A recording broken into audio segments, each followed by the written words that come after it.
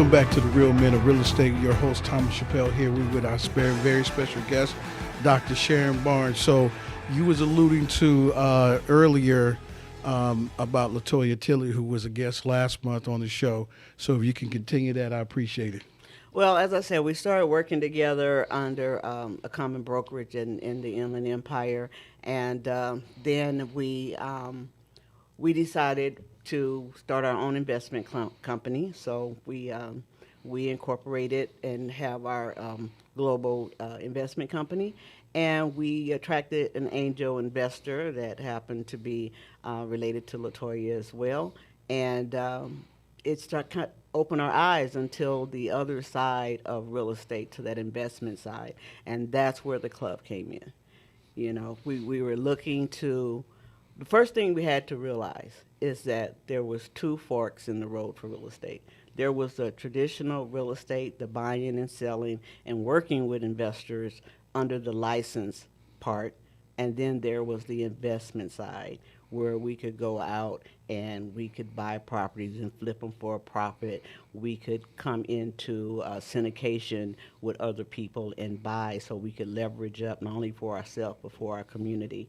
And we had an angel investor who wanted to feed into that and to help the community and to kind of have a private homeowner assistance program for family and friends in our community. And so that's where we started. And from there, we've kind of been connected at the hip, you know. Now, speaking on an investment side, because I am an investor, and I said I met you at the Inland Empire Real Estate Investment Club. Matter of fact, I knew your boss at Coldwell Banker, Lance Martin. Mm-hmm. You know, I've been to a lot of his real estate forecasts that he had over the years. Now he's doing, I don't know if he's still doing, or is he doing virtual or what? Yeah, everybody's going back and forth. Yeah, exactly. So to stay for some. When you say you was working with investors, what did that entail? Because a lot of people that that's on the couch, they sit back and look at the HDTV programs and say, hey, that looks simple. I can get rich off of one deal real quick, and until they really get into the meat of it, then they like, oh, this is too hard. No, I'm gonna go back to my 8 to 5 and call it a DAY. So, explain on the real estate side, how is it to work with investors and all the details you got to go through with investors? It had the learning curve, because I had to define and understand a true investor from someone who called themselves an investor.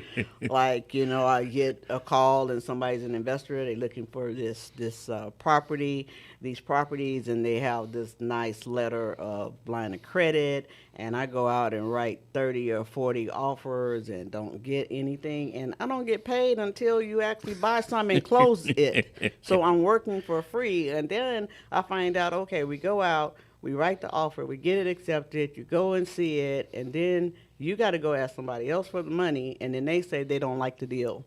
Okay, so I wasn't really working for you, I was working with somebody else. I'd rather be with that somebody else. So I had to sift out, okay, and it's a balancing act, okay? Now, we understand an investor, it is a numbers game. Okay, correct. Because you're trying to buy with some meat in the game, so you would buy under market because you're going to put money in. You got to calculate the math. Usually that's for people who are really hurting and need to get out, you know, real quick. Correct. And so it's also dependent on what the market is doing, okay? There are times when those type of buyers and deals are plentiful. Okay. Correct. And everybody can get it, and you come in and you can be a couple thousand over the next investor and whatever. And then there's markets like now with low inventory. People know that they can hold out for higher prices. Prices are going up, so even a deal requires you to pay more, put in the same amount of rehab, and maybe come out with some margin at the end. You know, people started off, when I started coming to the club, people were looking for 40, 60,000, you know, spread. Right. You know, now we're down to 15 to 20, you know, 15,000, 20,000. Okay. You know, if I can do it in clear 15, I'll take a 10. That's some people. Okay. But then all strategies change, because it's like, we got where everybody and their mother wants multifamily. So it's like crabs on the barrel. And we know it's crabs on the barrel in Los Angeles. It's crabs on the barrel all the way around us, okay? But now we have the accessory dwelling unit, which is my passion, these ADUs, where we can have the opportunity to create our own multifamily. So you don't have to be a crab. You can just come out that barrel, come over to me, we find you some property, we buy it, get that main house cash flowing, and then build the ADU and then leverage what you already own and control without all that competition. So market shifts, we have to shift our strategies. And right now, the ADUs is the area where California has passed laws to remove a lot of barriers, give us all the opportunity to be developers. We've never been developers before. I remember when my husband and I bought a new home in Rialto, and we slept in the parking lot. You had to stay in line for 3 days to bid on the next 25 houses that's going to be released. Okay?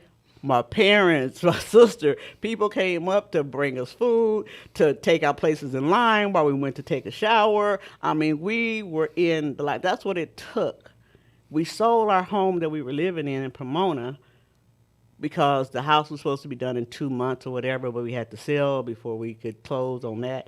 So we sold our house and moved in with my sister-in-law, my husband's sister. It was only supposed to be for maybe 6 weeks, maybe 2 months. We ended up like over 8 months, okay, because the schedule slipped. But that was professional developers who already had the permits, who already had the infrastructure, already had the sewer lines. All that stuff was already done, and they slipped. Now we can go in and we can build our own house, but from the beginning we have to go through getting the drawings, getting the permits, and getting the structure built and completed and then leased out. And some people, they think like, okay, I told you what I wanted, I can afford what I wanted, when you going to deliver it? It's not off the shelf. So you need a lot of support and you need a good team, but in the end, it's worth it. It can create generational wealth. It allows you to leverage what you already own and control and put you to being the lender and not always the borrower. And that's what I really want more people to do before we become crabs in the barrel like LA. Well, I want to take a step back just a little bit before we get into that part. Talking about investing and what people to understand, because we do have a lot of people that do come to these real estate meetings and saying that they want to be bird doggers and wholesalers and things like that. So I branched off from the Inland Empire Real Estate Investment Club, and now I have a club called Black Inland Empire Real Estate Investment Club. So if you take out the black, you have Inland Empire, you add the black, then you have the Black Inland Empire. And the only reason why it's black in front of it, because I'm a black host who hosts the club.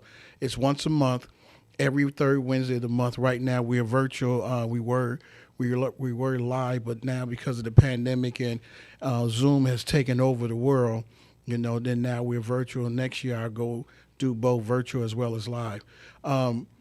And Sharon is one of the mentors of the club, so she has graced her presence with me to be an asset to the club. So when we have these individuals that come to these meetings and saying that they're bird doggers or wholesalers or things like that, what do the agents feel about those individuals? I mean, or they feel like they're as equal, or they feel like they're taken away because they don't have the licensing and they didn't go do all those type of things and whatnot. So are there people that you would work with or not work with? I think there's both, because when we came in, Latoya and I, when we came into the club, and I speak for myself, when I came in to the club, it was really refreshing to meet people with various interests and resources in that investment and real estate arena. And being a real estate agent is only part of that. I think a real estate agent can be a real asset to an investor and vice versa, but you have to have a real estate agent that understands what the goal of the investor is and is willing to do that. Okay? Exactly. And so they have to immerse themselves in understanding that track, as I said before, traditional real estate versus the investment real estate. okay, because there is some differences. The paperwork in the end might be very similar, depending on how they do it, because they're retail investors. I mean, Correct. they're buying the MLS, they're going through, but they have certain goals and numbers and locations and different things like that that they want to achieve.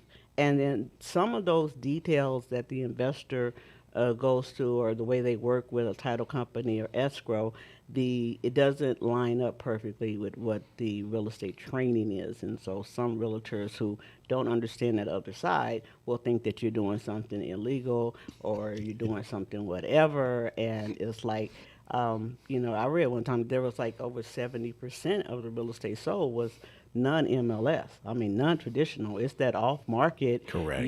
Stuff. I mean, they're selling 70% to our 30% traditional, but the way we're taught, that traditional is it. Those are the things we count. That when they say mortgage rates going up and how many buyers we had and none of we're talking about that official, but there's a lot of unofficial things going on, and so you really have to find a realtor who's willing to work with an investor and understand that, because it can be mutually beneficial. And I think coming to the club is a great asset because, I remember when I first came in here, kind of playing air hockey, not really, but people were talking.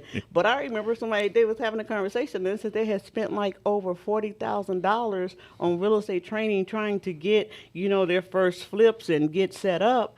And they start coming to the club, and they learn more in a couple of months at the club than the money they spent. This is true. Okay, and this so is true. it's like wow, And then you're sitting there, and even with myself, when we did a flip up in the high desert, and things didn't go according to schedule, money didn't stretch as long, and I was blessed to walk into the Black Inland Empire Real Estate Club and find someone who was willing to invest and trust in me that I could pull this off and give me the bridge capital that I needed to make it happen.